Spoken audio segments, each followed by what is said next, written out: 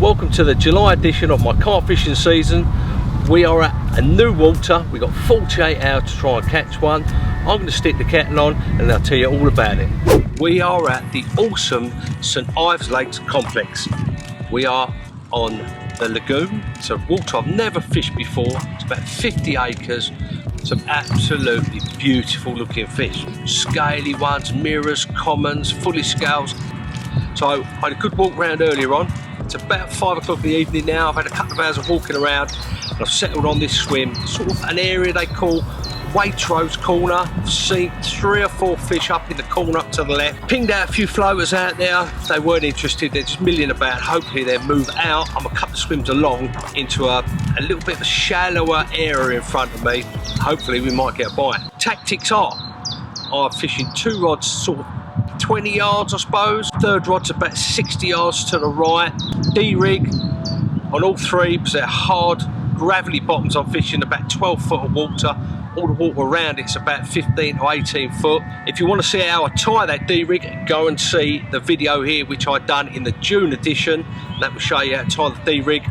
I'm using a combination of the XXX wafter and a tiger nut on top, so it just sinks that D-rig down lovely and slowly onto that hard surface. Fishing about 7 inches long. I've pinged them out there to the 3 hard areas and I've put about 7 to 8 spots over each area. Now the combination of different size of the XXX I'm using, which is my summer bait, put in some tigers there, mixed in them as well, can of corn, mixed all that up, and I put about, I reckon 6 or 7 spots over each.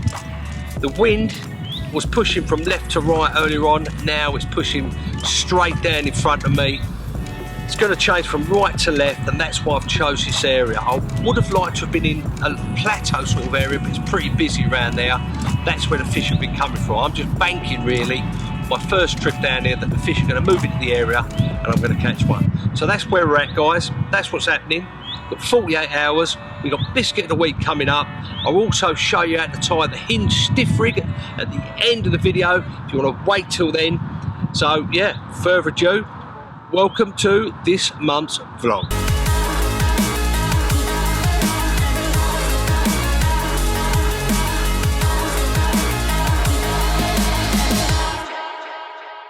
It's about half an hour before it gets dark. Have a little look out there.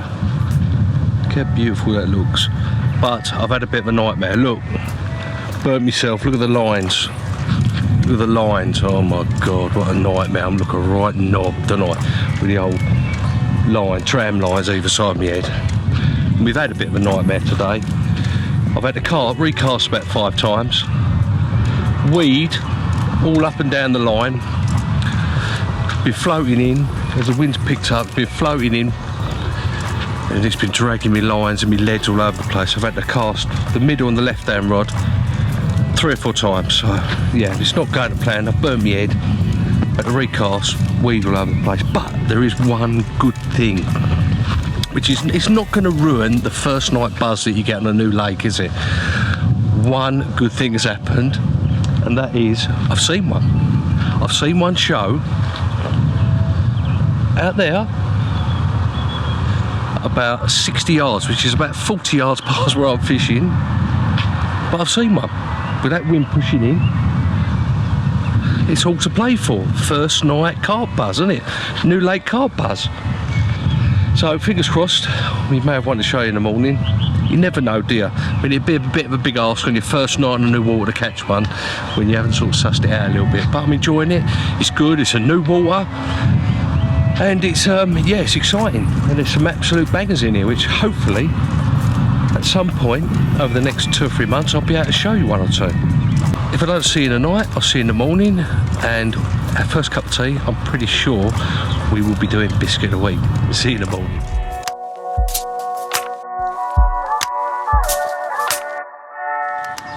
Well, good morning. Quiet night last night, suffering from a bit of hay fever this morning. It's been so bloody hot. It's gonna be cooler today. It's only gonna be 27 degrees. Bloody hell. Don't know why we put ourselves through it, but we have to be out there, don't they? I say, quiet night last night. Didn't see nothing, no liners, but then again, I've got so much weed over my line. And look at there, it's like a mill pool. Look at Millpool. Sun's coming up over there. Sun's coming up through the trees over there. But look at that over there. Look at the sky. Sky, you say to me, we got rain coming soon. A bit of rain might liven it up a bit. A much needed respite from the bloody heat. Been 31, 32 degrees last couple of days, last 3 days. So it may turn them on, don't know.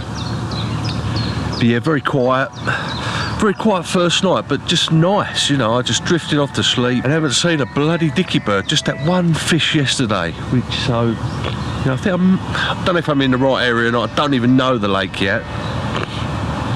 But God, in my nose, bloody hay fever's a nightmare. Oh, look at that, kettle's on. Can only mean one thing, can't it? Yes, it's time for biscuit of the week. Look at that.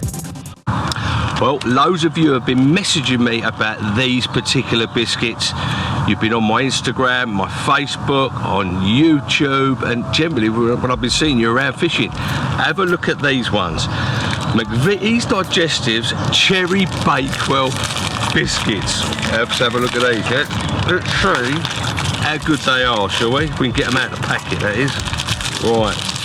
Now, they're a chocolate digestive, but apparently they've got cherry bakewell taste. So let's have a look at those, look. Oh, I tell you what, from the off, just smelling them, they smell very cherry anyway.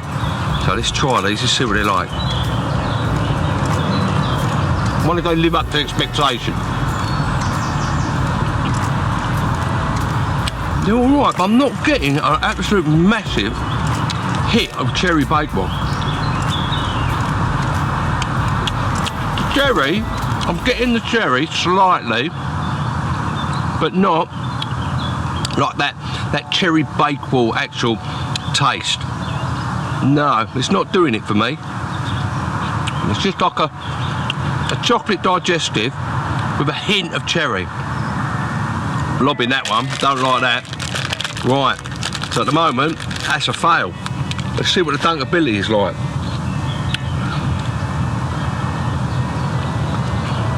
Right, dunkability. Right. Always like to have a little bite, then dunk it. Yeah, dunkability is good, as you'd expect with a digestive, a chocolate one. One about.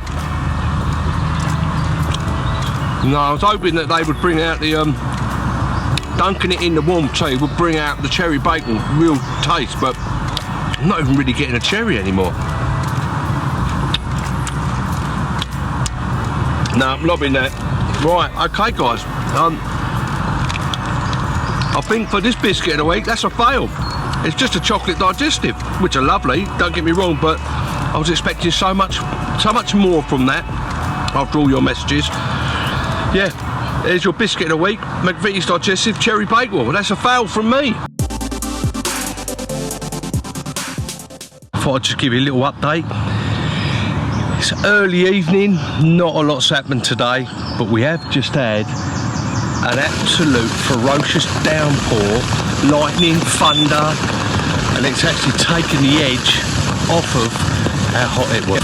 And what a thunderstorm. We needed it though, because it was just getting a little bit too muggy, a little bit too hot. And I was roasting, as you can see by the old head. It's yeah, it's a bit burnt still anyway. But yeah, I think that's taken the edge off it. Hopefully the fish will show, get the reds down tonight.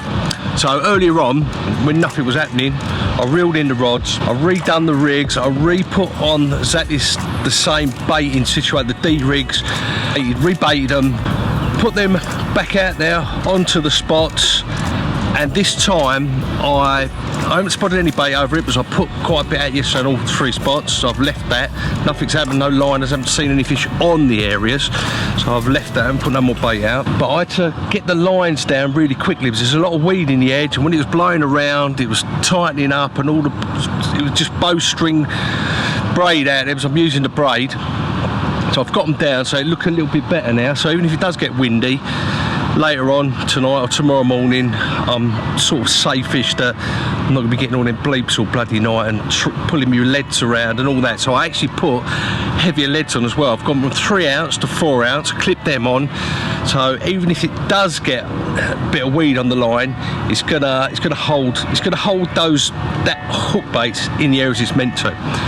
So that's where we're at. I'm going to get my dinner on shortly. Yeah, I'm just relieved that it's a little bit cooler now. But it looks good. It looks good. We'll see what happens in the morning. Don't want to be doing our first walk of shame of the series, do we? Although it won't be that far to walk because there's the van right behind the bivvy. So it's yeah, there's not far to walk for the walk of shame. No barra, it'd just be a little trot of shame, wouldn't it? Well, I'm going to get back. I'm going to get my dinner on. I'm going to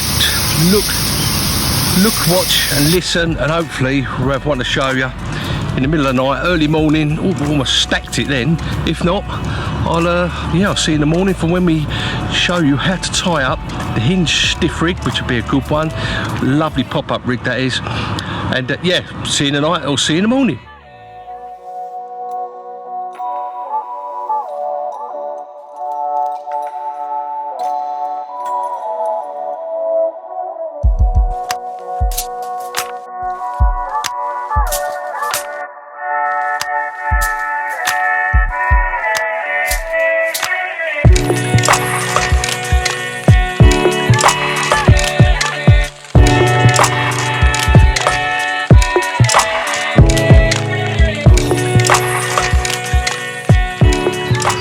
Good morning. What a difference it is from yesterday.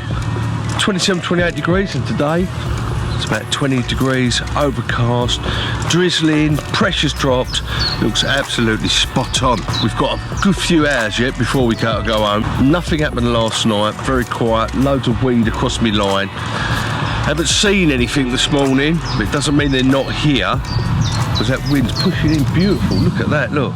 Looks spot on for a bite actually, and I'm feeling quite confident, even though nothing's happened. I'm going to get the kettle on and then we'll have a look at the hinge stiff rig. Let's have a look at the hinge stiff rig. It's a rig which has been around for about 2 decades. I remember Terry Owen publishing it all them years ago, where it was so successful on many lakes around the country. If you're fishing in between weed, on low line weed, it's a very good pop-up rig, and you can fish it anywhere between 2 to 4 inches high. I've had a lot of success over the years using the hinge stiff rig, so I'm going to show you how to tie it. As usual, don't worry about making notes of the list of the components. I'll put it all down in the description of the video. The rig is constructed in 2 parts, the boom section and the rig section. I'm going to go through each of those individually. Boom, you can use any type of material that you want. You can use a coated braid, you can use amnesia, but I like to use a 20-pound fluorocarbon. It has all the benefits of it's heavy, it's abrasive resistant, and it's almost invisible in water. I use fluorocarbon for a lot of my rig for all the benefits that the fluoro gives. First thing you need to do is strip about 12 inches of your hook length. As I use a quick change ring swivel, I'm going to tie a perfection loop. Takes a little bit of getting used to, but it's really easy. First you tie a small loop, then you tie another loop in front of it, take the tag end, put it in between the 2 loops and pull the small loop through. Wet this, trim it off and pull it tight. Now I like to fish these booms between 6 to 8 inches long, but it takes a little bit getting used to, but with a little bit of trial and practice you'll be able to work out how long you want the booms and how you tie it to get it perfect between 6 and 8 inches every time. For the other end of the boom, I take a little size 11 ring swivel with a grinner knot, pull that tight to your desired length, 6 to 8 inches like I said, apply a little bit of putty, and that really is your boom section done. Simple as that. Hook section, if you've ever tied a chod, then you'll find this easy to tie. I use a 25-pound stiff material. I take off about 10 to 12 inches. I take a size 4 chod type hook with an outturn eye, which lends itself perfectly to the stiff materials, so you get a nice progressive curve, and the hook really is an extension of that curve, that stiff curved material. Tie no knotless knot, easy to do. Take yourself a little hook ring swivel, put that on, feed the tag end back through the eye of the hook, trim it down, blob it for extra security, Then tie your end of your stiff material onto your ring swivel on your boom, making it between 2 to 3 inches tall, including your hook, although you can fish them any height. Next thing we need to do, trim that down, blob that off as well. Add your putty down to the swivel end so you counterbalance, so you can either slow sinking pop up or you can have it overweighted. It's up to you. Make it all nice and neat, blob it down, then all you got to do is put the curve in the hook link. It's quite easy, just get your thumb and your forefinger, just curve that hook section down so it's nice and neat, a nice progressive curve in it. Then all we got to do is attach your chosen pop-up. You can use corkboard pop-ups, which I use a lot when you want to match the hatch to the bottom baits you're fishing around, or you can use, like I am today, a white sort of washed out pop-up. Thread that through with a bit of floss, blob it down. There you have it. That is your hinge stiff rig. Then I'll just clip that onto my quick chain swivel on my lead core leader. Another thing worth mentioning is if you're fishing over a little bit of weed, 1-2 inches, push that bead further up. The harder the area, the lower the bead on the lead core comes down. The choddier or the weedier the area, the higher I push the bead up. So when I cast out, then the rig's going to settle lovely over whatever I'm fishing over. There you go, that's your hinge stiff rig. Takes a little bit of use to getting to tie it up, to have a little practice with it, but it's a very, very effective rig in all types of situations. Very anti-tangle, casts very well, and I've caught loads of fish on it. Give it a go. Well, I hope you enjoyed that rig. Hinge stiffy, if it's good enough for Terry Earl, it's good enough for you and me, isn't it? It's a great rig. I've caught many fish on it before, over the years. Well, that's about our time come to an end.